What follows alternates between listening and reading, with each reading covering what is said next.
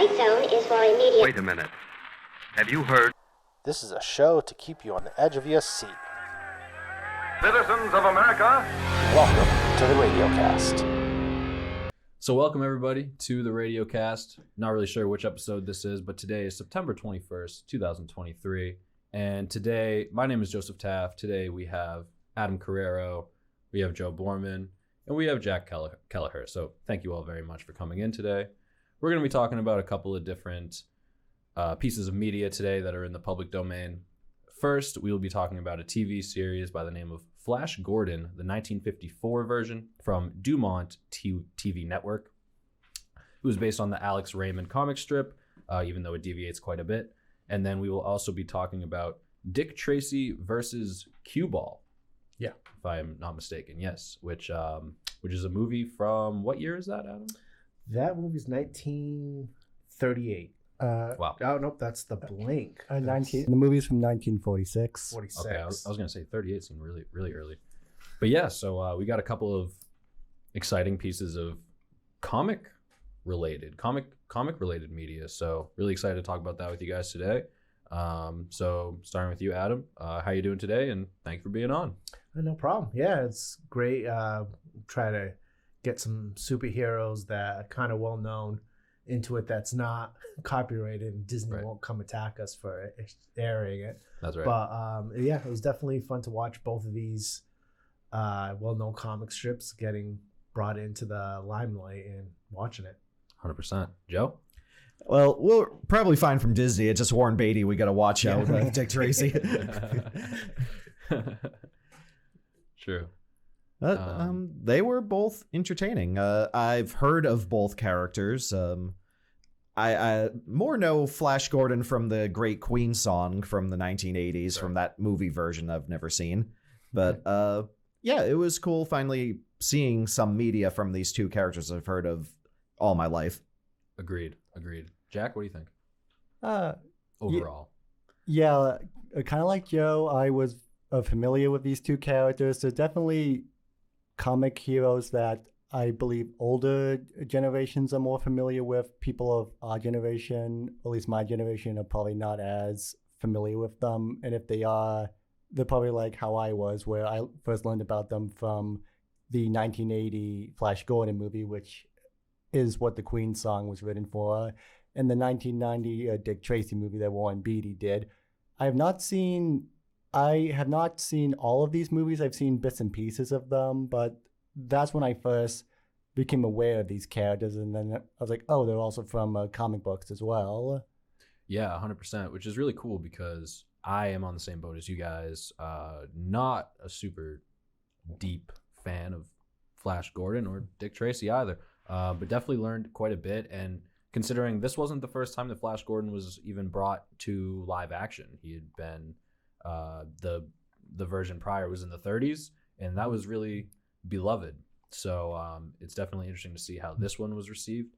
And yeah, we're gonna get into it a little bit. I just want to talk about the production of the show and how they kind of got into it. It was the Dumont TV Network, which many of you probably know. Most of their content now is available in the public domain. Like I said, based on the Alex Raymond comic strip, but in this one, Flash Gordon, Dale Arden, and Dr. Zarkov are in the year 3203, and they are agents of the Galactic Bureau of Investigation. And they fly a ship called the Sky Flash, and they fight the forces of Commander Paul Richards. To be honest, I don't think we met Paul Richards in the episodes that we watched, but I'll take them for their word.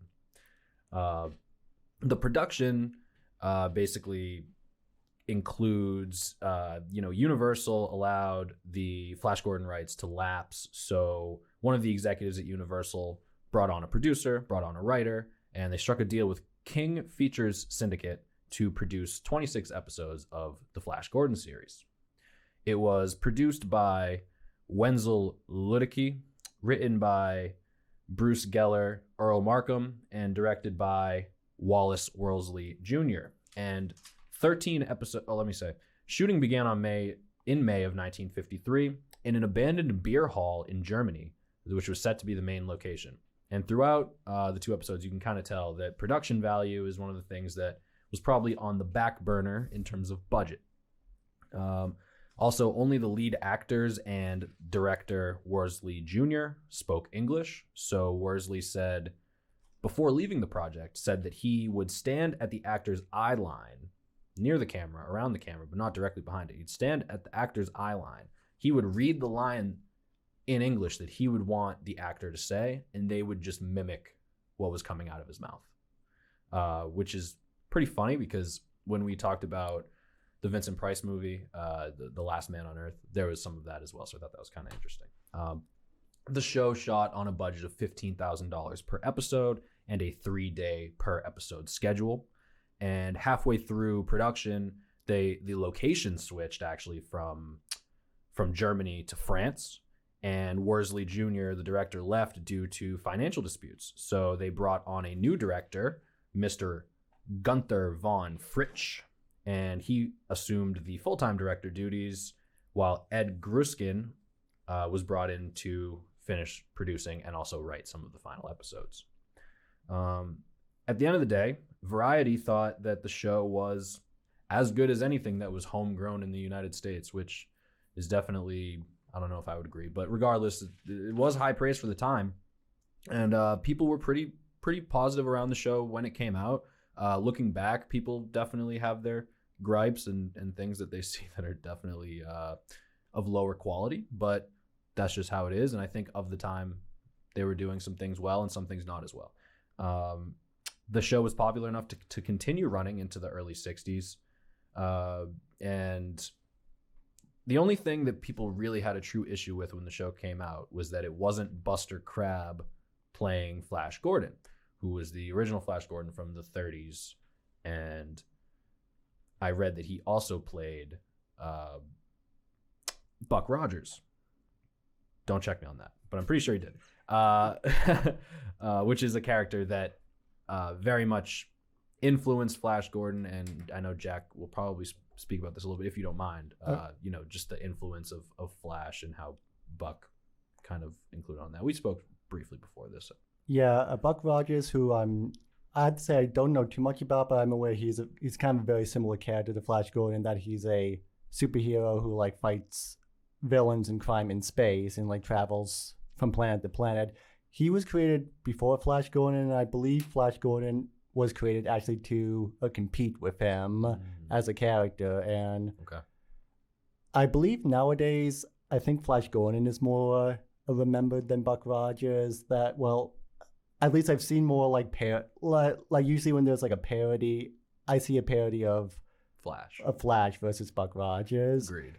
And and also I think Flash Gordon as a character has had more influence than Buck Rogers has, but again, don't quote me on that. Yeah, exactly. So yeah, I think overall, when the show came out, people were mostly positive about it. Other than that, and also the use of a lot of stock footage, some people thought it was cheap, but others actually praised the choice, including Mark Baker, who liked it. He was a German cultural historian, and he felt that it added a element of, I believe, if I remember correctly, he was saying that it just added an element that he was not expecting to the show, that it gave it more of a realistic feel with the stock footage, which kind of makes sense. And overall, it's a show that in the 2 episodes that I saw, it definitely leads into the values of a good guy, basically an American, because everyone else in the show is German, but an American who comes in and pretty much like saves the day for those who can't do it themselves. And you see that in both of the episodes that we watched of this. And I'd love to get into them a little bit. We can start with The Planet of Death, which was season 1, episode 0 or episode 1. Everywhere I looked, it said something different. Yeah, I'm pretty sure this was the first episode of the show, which kind of threw me off when I first started watching this, because usually first episodes of shows will kind of introduce you to like, okay, here's the characters, here's the situation. This episode just kind of dropped us right into the middle of a conversation that's already happened. I was like, wait, who are these people? Yeah. Where are they? Are they on Earth? Is this another 100%. planet? What year is this? So the show didn't do a great job of world building initially. It's just kind of like we're already in the middle of a conversation like when the episode starts. Yeah, it felt not like a pilot. I had to go to Wikipedia afterwards to okay, so I could tell which one was Flash Gordon, but who was anybody else on this? Just really trying to get the context of what I watched. I enjoyed it enough, but yeah, I really would have liked a pilot episode. Right. It almost didn't bring the character, it not so much introduce the character, but it didn't focus on this is the main person. This is who we're supposed to watch. It was just this is everybody, welcome game. Yeah. Say okay, all right, this is that, all right. Yeah. This is the villain, this is that, It's it grows on you throughout. They don't just like you said, they slap you right in the middle of the conversation, but they don't put any labels on anybody. You learn who they are throughout. And at the beginning, I was like, wait, is it I thought Dr. Zarkov. I'm like, not that I thought he was the main character, but I'm like, this doesn't look like Flash Gordon. Because he was very adamant about going down to the planet Tarsit and conducting some experiments down there. And this entire first scene I found to be quite interesting, especially in the second half of it, because I love when the guy comes back. His name is Dr. Jervis. Right, thank you. Dr. Jervis returns from the planet Tarsit, where Dr. Zarkov wants to do his experiments. But Dr. Jervis returns and he's completely in shock, and they can't even get him to speak at first. And when they finally do, Dr. Zarkov asks him what happened down there. Jervis pretty much just urges them, do not go. Do not go to Tarsit. It is a death trap. You go down there, you're not coming back. And it took about I don't even want to make it a numerical value. Flash Gordon literally said, oh, come on. We need a guide. And then Dr. Jervis was like, all right, you know what? Fine, I'll go. That was so fast. Yeah, I did laugh when that happened. I was like, well, that didn't take long to change his mind. Seriously, he's like, it is a death trap. You go down there, you're going to die. It is a place of desolate waste. But we need a guide. All right, fine. Come on, let's go. I thought it was pretty funny. Yeah, kind of in this scene, we meet the three main characters of the show, who are Flash Gordon, who's in this show is played by Steve Holland, Dale Arden, who's played by Irene Champlin, and Hans and Dr. Zarkov, played by Joseph Nash. And something I did read about this show, which did something new that previous adaptations hadn't, than with Flash Gordon, was about the character of Dale, who's kind of the only female character of the show. Right. In all the other previous adaptations, she's kind of usually the typical damsel in distress. But I read that in this version actually made her someone, she's a scientist herself, versus in the other adaptations, I think she's just the love interest. Sure. When she's a scientist herself, and it actually helps out with the Avengers and actually saves the other two characters occasionally. We do see that in these two episodes. So she can hold her weight. Yeah, so this is kind of, so for a 1950s show, pretty progressive there. I would agree.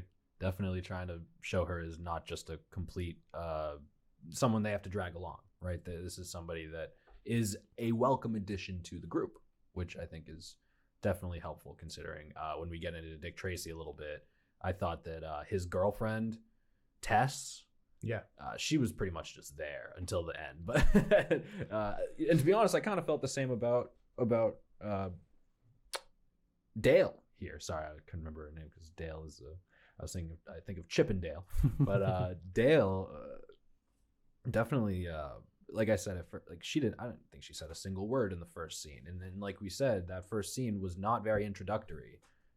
They only really said that this is Dr. Zarkov, and then I was like, wait, was that Flash? Halfway through, because I saw the dude with the lightning on his shirt, which was funny. But anyways, we get into this episode. They go down. Well, Dr. Jervis explains that three of his co-workers, constituents, they went down to the planet's surface and they met their fate at the hands of the evil Belphegor. Yeah, and there's the light ray of death. But as we learn by the end of the episode, cutting ahead a little bit, it's all just a plant by Jervis and the people who he's being paid for. Yeah. It kind of turns out that, like he says there's like this accursed statue that's possessed by this evil god, and of course the heroes don't believe him, so they go down at first.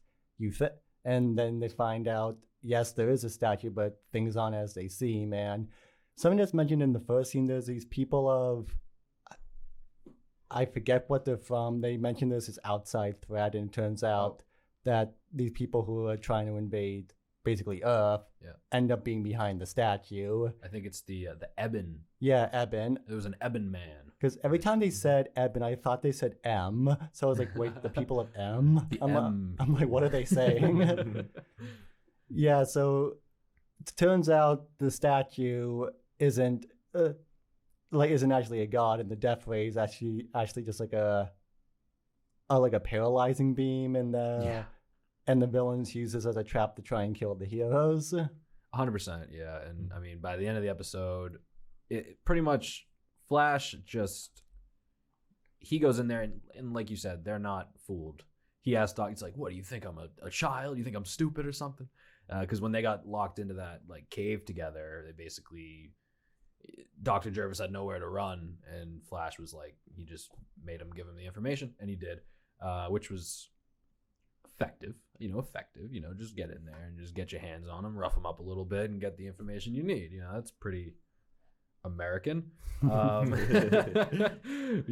also wanted to say that I thought that the acting was I don't want to say it was just amazing acting because people were like yelling, but I think the emotions were high throughout, and like I think the acting was solid throughout. Like different people, screams, and people looked like they were in danger of their lives. The acting was strong in that case, so I liked that. I don't know if you guys agree, but I definitely picked that up. And that's pretty much how the first one goes down. And overall, I think that episode was cool. It was a good introduction, but like you guys said, like definitely doesn't get into truly who these characters are. Yeah, I like that it's show don't tell, but at the same time, like we got to know a little bit about these people, like other than just what we see on screen. So yeah, that's something that surprised me because we saw with like the old Superman show, we looked at the live action one. That one had like an intro narration explaining who the character is. I was surprised that this one didn't, especially for a sci-fi fantasy adventure show. I'm like, they really should have had like at least like a 30-second narration explaining who it is. That actually has me thinking, at that point, was Flash Gordon like as ubiquitous as like Batman is today, where you don't need to tell like the origin story every time, like to the audience of that time? It's a good point. I mean, they were honestly created around the same time, and they were pushing. I mean, honestly, I feel like Flash might have been created earlier, because if they put Flash on the TV screen or movie screen by like 1930s, Batman was created in the 30s, I believe. So honestly, I think Flash might have been bigger. So it would make sense that you don't necessarily have to be like, here's Flash again, guys. You knew him 20 years ago. But then again, this version's in space. But I was pretty sure that was different from the comic, but I don't know about the other live action iterations. I'm pretty sure every version of Flash Gordon takes place in space. It's just kind of more about the future. That's different. Because I was reading, I believe that like the origin story is different, because in the comics and also in the 1980 movie, Dr. Zarkov is kind of this half-crazy scientist who builds a rocket and launches himself into space. Oh. Flash and Dale are just two people who happen to be in the wrong place at the wrong time and get dragged along, and then it's just like their adventures in space and all the villains they come across. Versus this one, they're part of a group called basically the Space FBI. Yeah, Galaxy Bureau of Investigation, who I don't believe they were in the original comics. I believe that was something invented for the show. Okay. So like that's kind of where the difference comes from. And also the Flash's nemesis in the comics is a villain called Ming the Merciless, who most people know from the movie, where he's played by Max von Sydow. That's right. He isn't in the 50s show, which I did read some people found weird, that like kind of his most famous adversary wasn't in the show. Yeah, everyone's like, where's Ming and who the heck is Commander, what did I say earlier? Sorry, I'm going back. Was Flash Gordon on the, as a radio show? Yeah, Paul Richards. I believe it was wonder- a radio show, and also there were serials like the 15-minute serials that would Yeah. play before movies. So I wonder if the radio show, if they did more of like an introduction in that. But granted, like some of the radio shows that come out, like Dragnet, they still well, he doesn't really introduce himself, but like you have the voiceover in the beginning of Dragnet, just like the radio Yeah. of talking about like the scenario, what's going on. Yeah. And I know with the Lone Ranger, it had a voiceover explaining kind of like what the Lone Ranger was from the radio Gotcha. when it went to TV and that. So yeah, maybe it was that because the radio show was so popular that people know this. So Right. That's probably Yeah. the they reason. just kind of yeah. continued the storyline. Exactly. That does make sense. It's like you don't Yeah. need to see Uncle Ben get killed again. For the Yeah. 10th time. 100%. Yep. Or the Waynes. I totally agree. We're, pretty much coming to the end of talking about Flash Gordon here, but Well- overall, I mean, we could talk about the second episode a little bit if we want, or we can just move on.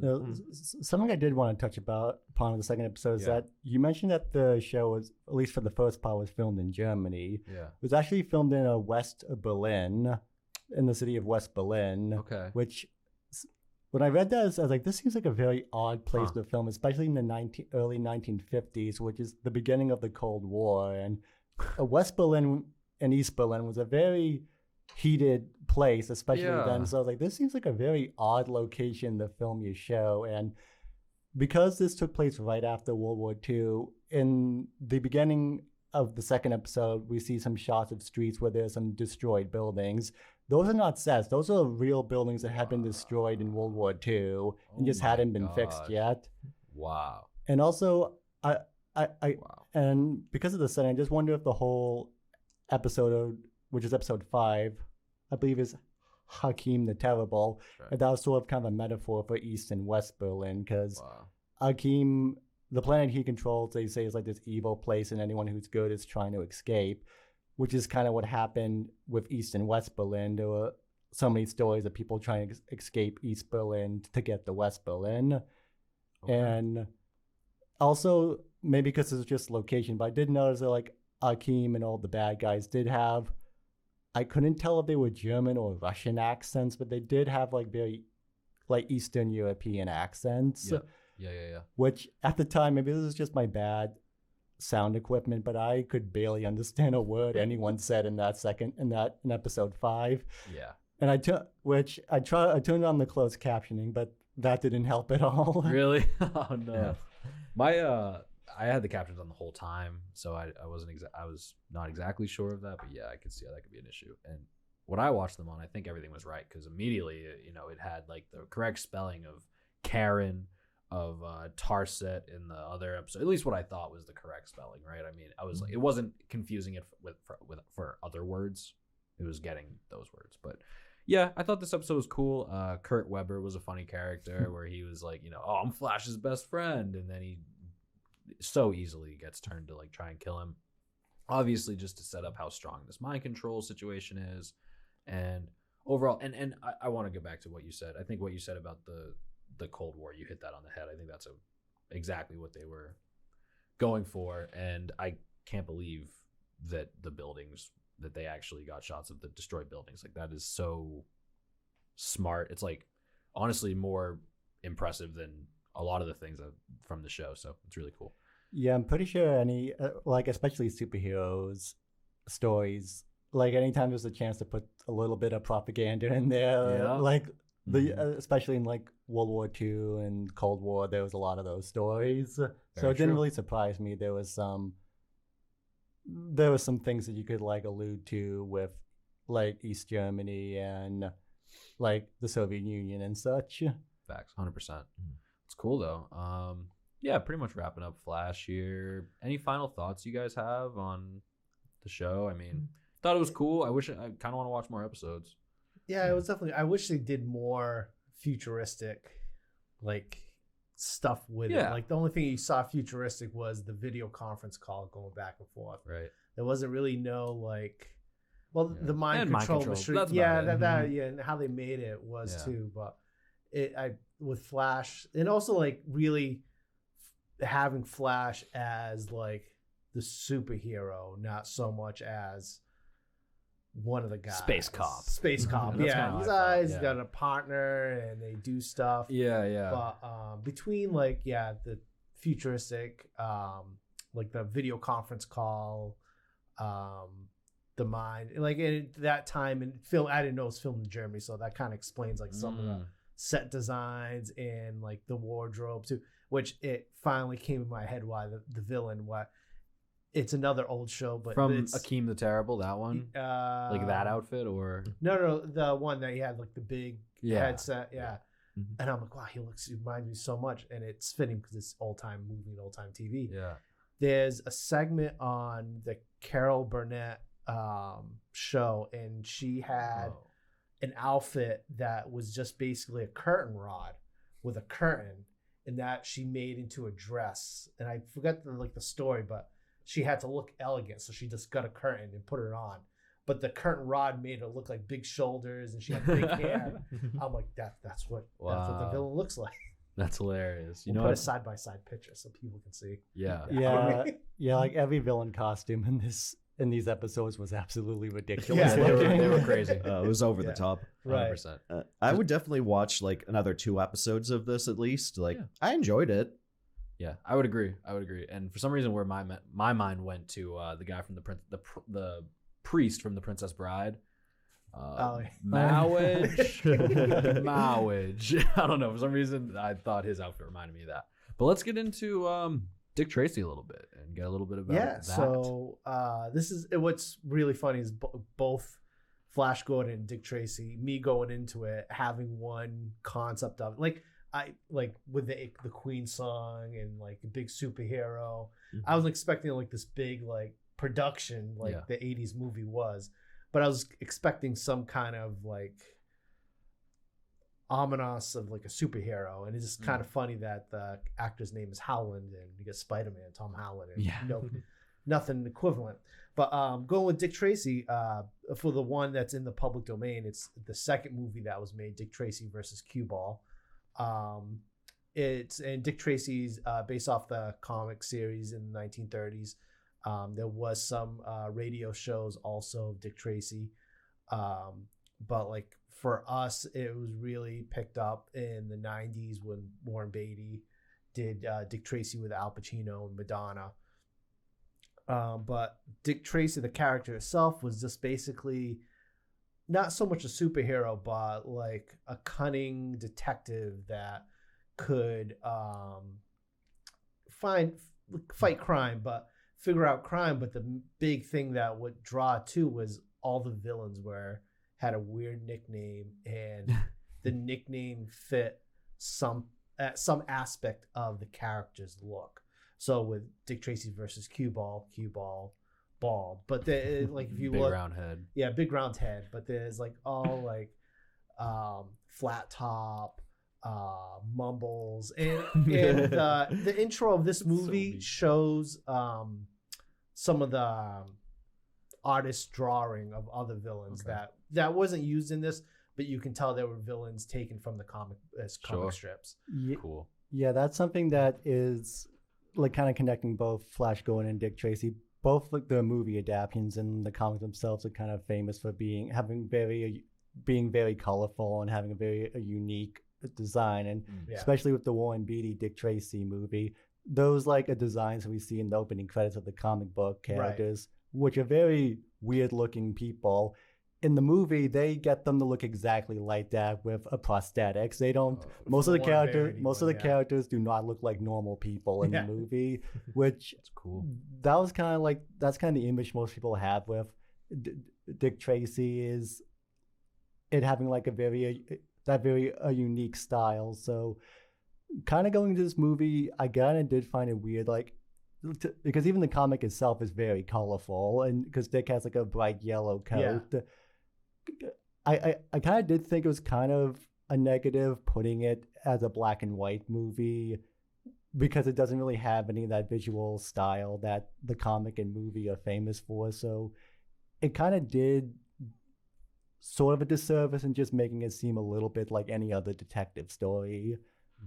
Yeah. Kind of like Dragnet. Yeah, Right, I and- wanted to. Sorry, No, I you're wanted to going. say that it almost felt like Dragnet. It was like a fictional. I mean, of course, Dragnet is fictional, but it's based off of real stuff. Like this felt like a fictional version of Dragnet, even the way it was shot, the sets. It was reminding me a little bit too of the live action Superman that we watched, because I think that was made around the same time. It's like same style, but yeah, it felt a lot like Dragnet. Yeah, it basically like it was more of a detective movie, not so much a Dick Tracy movie. And like in this movie also is like late 70s. There was a published book of the 50 worst movies ever made, and this is one of them. And it wasn't like, but I'm thinking like if you keep watching old time movie and TV, we'll start showing some movies that no, these are the worst.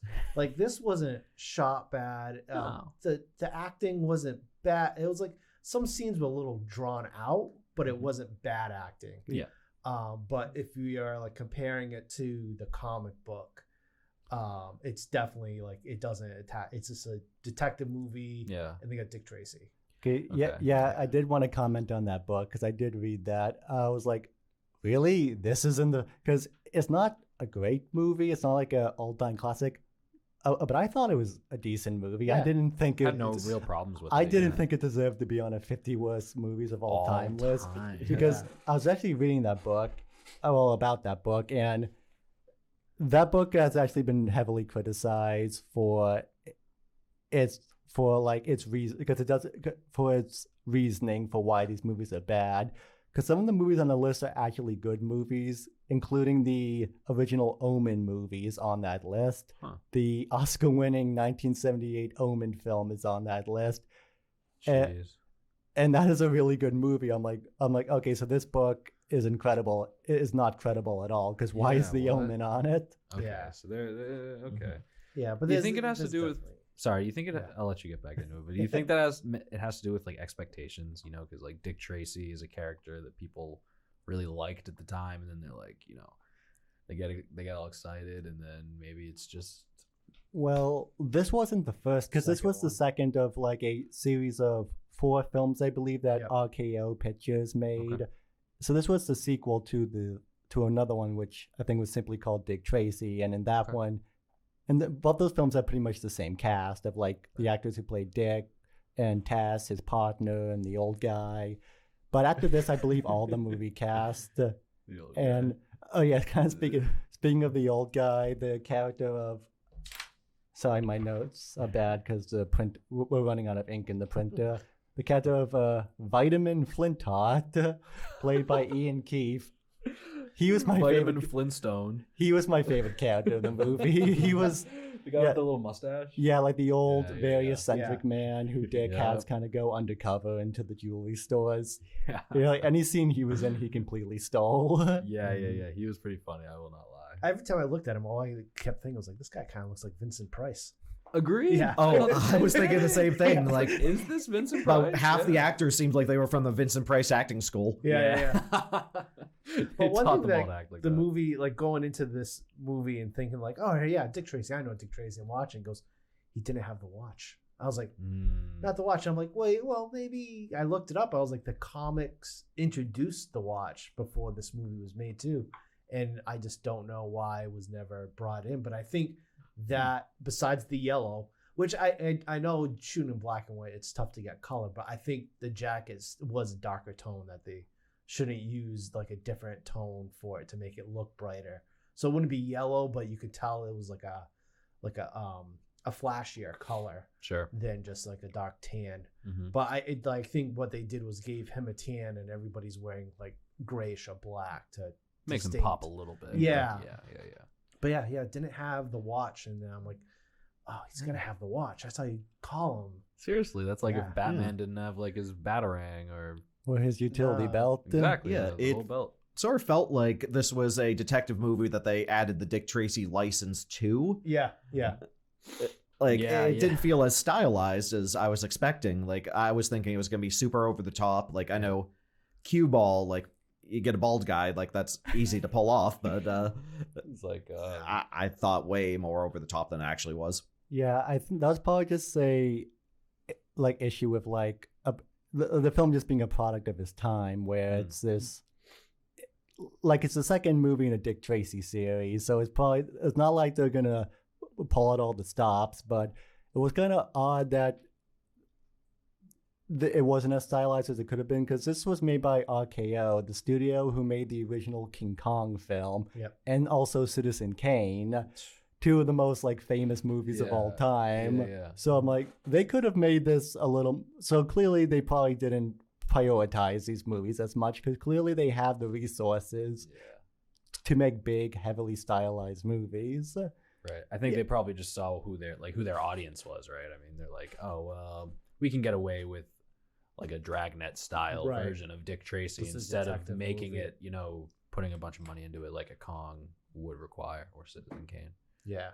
Citizen Kane just required a brilliant filmmaker, truly. I mean, it just depends on who you put on it, but even with Dick Tracy, like he is a cop, but he almost is like a superhero style, because whenever there's issue, like they kind of did it at the very end when like the cop gets shot. It's like, oh, he's hit. Yeah. He turns around Tracy and he's already running out. And that was very funny. That is kind of like the type of like somebody yelling for help. It's like, Tracy, and he's already like throwing on his jacket and hat and is already running into it. So that aspect, but like the first one, the phone's off the hook. I was like, well, if he had the watch, they would have got him on the watch and he would have been there right away. True.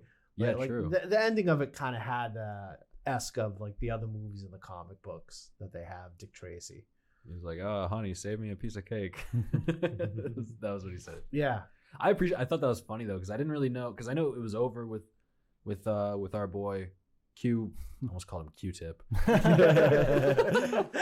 Cueball. That also could have been a name for him, because that would have been pretty funny, right? Yeah, basically just. But by the time he was done, and then I hear shots, in the street in the show, and I'm like, "What the heck? It's not over." But that was just like the lead in. That was a good outro. But I enjoyed Cueball. I thought he was pretty funny. I liked the acting. I liked how he was, he was kind of playing a gangster, and he was, a jewel thief, and the physicality of the role, because I enjoyed when he strangled a couple of people. Filthy Flora, that was my girl.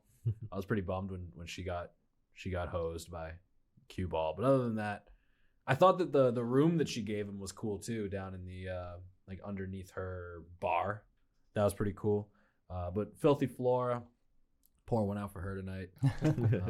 No, not really, but it was enjoyable. Yeah, I also like the actor who played Cueball, and I was reading about him. The actor's name was, ironically, Dick as well. His name was Dick Wessel, or technically Richard Wessel. That is ironic. And he has 270 acting credits, but this was his only starring role, was as Cueball in this movie. Huh. In pretty much every other movie, he's either like a thug, a cab driver, a prison guard, the right hand man, or a thug. He was actually also in a few Three Stooge episodes I read. Oh, is that right? Oh, cool. Like playing a criminal, a bad guy in those. So this was his only starring role, I believe. Dude, I thought he was good. Yeah, he did a good job. Even though I did find the name Cueball just very silly. Like anytime he would like strangle someone, and a film he would be legitimately intimidating. But then as soon as anyone said his name, I was like, Cueball. I was like, wait, why have I taken this guy seriously?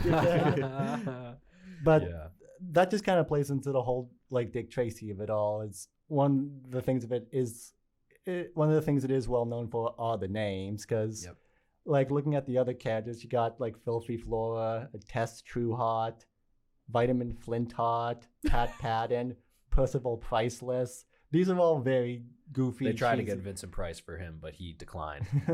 These are all very silly names, which is a lot of them originate from the comic itself, like Tess and his partner, and his bumbling partner, and the eccentric old man who, I believe in the comic he's Vitamin Flintstone. I believe in the comic he's like a former stage actor who's just kind of like the guy Dick Tracy calls in when he needs someone to be like pretend to be someone else. Gotcha. Yep. And also with Cueball too, like his degree of how aggressive he was would like change like throughout.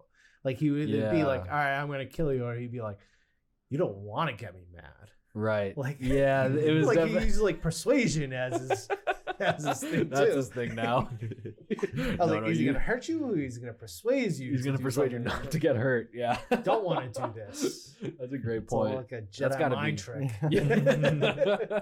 You don't want to mess with me. No, you don't want to Yeah. get me mad. It's almost like maybe I don't want to just put it on a certain person, but maybe the directing, right? Where, you got to be very clear, like with where you are in the story. And I think that they hit on the beats throughout, but it wasn't necessarily that Cueball got more and more fed up throughout the whole movie. It was a bit of he's here, now he's here, now he's here, now he's here. And it kind of is just what's convenient for the moment in the movie, which I think maybe stuff like that is why that person thought that it belonged on the 50 worst movies of all time. Right. I mean, when I think about it, like structurally from a narrative perspective, like I don't really think this is a movie that has a 3-act. I mean, maybe it does. I'm not looking at it too deeply, but like there were some parts where I'm like, this is dragging. Yeah, You said, it's drawn like, out. Yeah, 100%. but yeah, it had a 3-part. But yeah, it's just like the murder. Then Tracy starts putting it all together, and like the connection that Cueball has, it was just like, oh, he was a hired man. That was really the connection. But then it really didn't, like the way Dick Tracy was using his like detective skills to follow the employees to know, like, all right, they're up to something and they're up to something. But then you get to Cueball and it's just like, oh, he's just a hired guy. Yeah.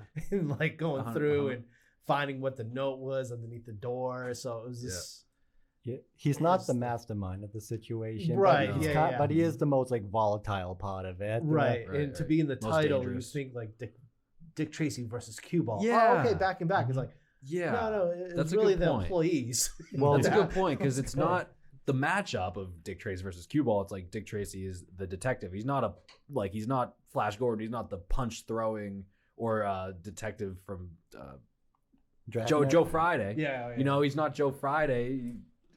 A little bit, but regardless, like and Cueball is just he's a guy who strangles people. So like, you would think that he'd be going up against someone with a little more of a brain, like a little more of the strategic mindset. But no, and I can see how that created a little bit of because from the very beginning they're like, Cueball, he kind of got I wouldn't say screwed over by the people he was working for, and from then on he was always the main villain throughout. Yeah. So maybe in the sequel they get into bagging those guys who hired Cueball. Who knows?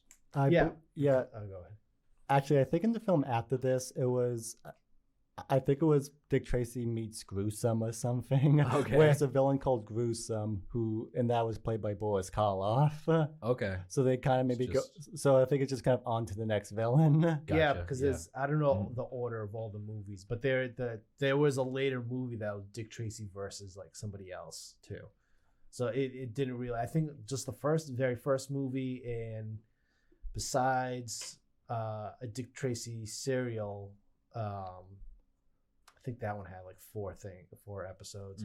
And then the one with Warren Beatty, that was all individual. All the other ones were like Dick Tracy versus something, or Dick Tracy meets.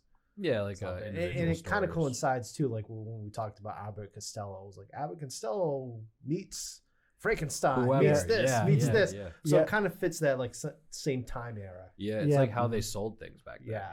It's like but usually like Abbott Costello, like everyone knows who Frankenstein is, or like Abbott Costello Meet the Invisible Man is another movie. People know who that is. Like like Dick Tracy versus Cueball. Like who's Cueball? Like going it, I was like, okay. I was like, kind of weird to put that in the title. It's not like like Dick Tracy Strikes Again or Dick Tracy or Dick Tracy Returns. Usually that'd be like the name of a sequel. It's kind of odd. Yeah. I kind of find it odd that they just put Cueball in the title, because I was like, because that's just kind of an odd title. Oh, you think Cueball is like the head of the gang? Like it's not like not like the Warren Beatty one that was big boy and had tons of gang members, but like Cueball could have been one and have like 3 henchmen, and so it's a small gang. Right. But it's like nope. Cueball is a henchman. He was doing it. He's Yeah. doing it all on his own. Yeah, he's doing it all on his own. I did like how he went to Filthy Flora for some help, and that kind of expanded his reach a little bit. But then he ended up just killing her anyway. So it goes to show that he was a bad dude from the start. Well, that and like when I couldn't tell if he was like it was his acting that he was supposed to be punching the older woman, or it almost looked like he was slapping her with a rope. And just the close up of her face screaming. I'm like, I don't know what's going on right now. Yeah, he was slapping it her. ain't With, good. like, he was slapping her like the little belt thing that he had on That his he hat. would use to kill people. Yeah, the thing Yeah, that he would use to strangle people. Yeah. He's like whipping But it her kind in of the looks face like a with punch. it. Yeah, but because I'm like, he's is holding he- it like this, so it kind of looks like a punch. Yeah, so that's why I'm like, is he just? It's not long enough to make it look like he's whipping. That's why it kind of looks like he's swinging. I was like, I don't get this. Yeah, they're like, just get a close up on her face. It'll be fine. It'll be hectic. But how he used that to like strangle, I was like, that's a good villain move. Like, your little tool and it's your hat. I'm like, all right, I thought that was cool. Yeah. That was well thought out. I agree. But yeah, it definitely was. Yeah, not what you expect of like Dick Tracy, but it was a good movie. It's like something that can I had no stand problem. the time of the era. Yeah, I thought so too. Like watching it overall, I mean, I didn't want to turn it off. I mean, I was like, I had no problems with it. Definitely wouldn't say it was one of the 50 worst of all time. Personally, I thought that Kubrick's first try with Fear and Desire, I thought that was a little rough, a little more rough than this. This was safer, Yeah, but Kubrick definitely took more chances with Fear and Desire. 100%.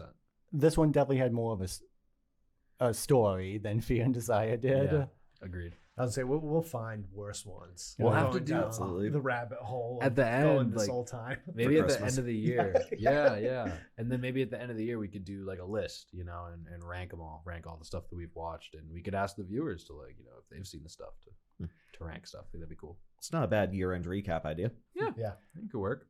Also, kind of going back a little, something I do want to mention that stood out to me was at the end of the movie, Cueball's death. At the end of the movie, which really, Getting where- his footsteps. Gotta mention yeah, it. because we kind of have like the classic detective movie like chase at the end, where the detective finally catches up with the bad guy and they're chasing and shooting at each other, and they end up in a train yard. Cueball is running across the train track, gets his foot cut in a rail, and a train starts bearing down on him. I kept expecting Dick to like tackle him out of the way, then he'd be like, "You're under," and then he's like, "You're not getting out of it that easy. You're going to jail," something like that. Nope. But no, he gets run over. I was like, wrecked. "Oh God!" I was not expecting that.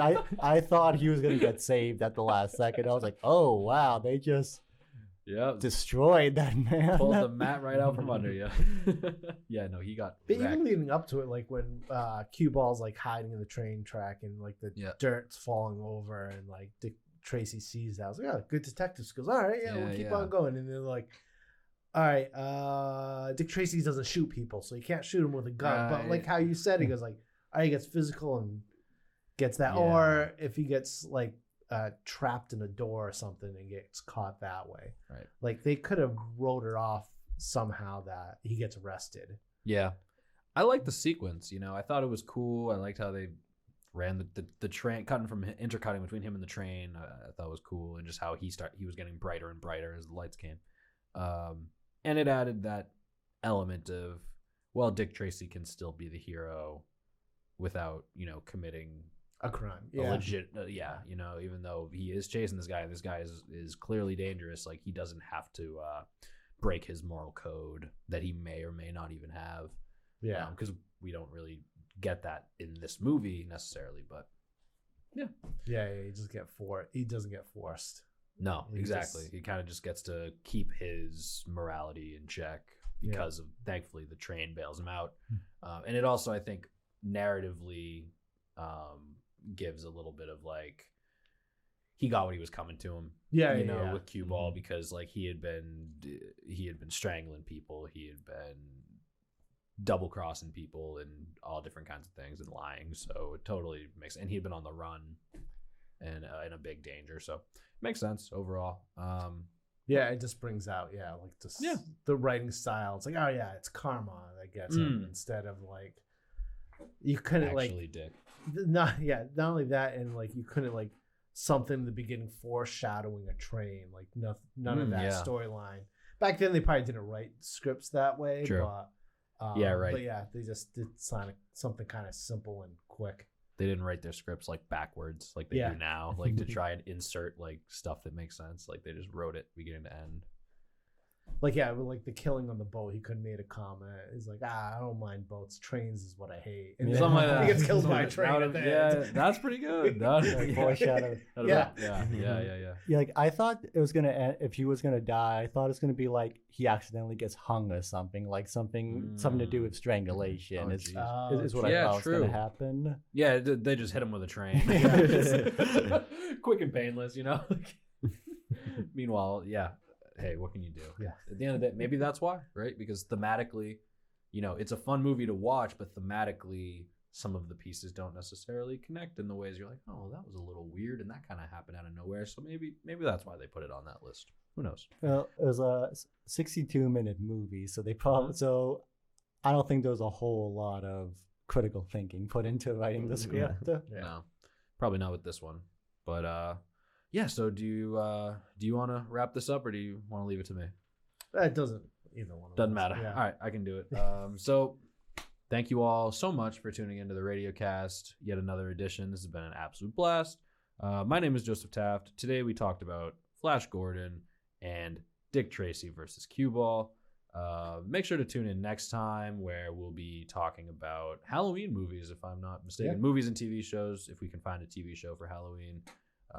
If not, we'll be doing some, I believe there will be some George Romero spoken about next time, so I'm really excited for that.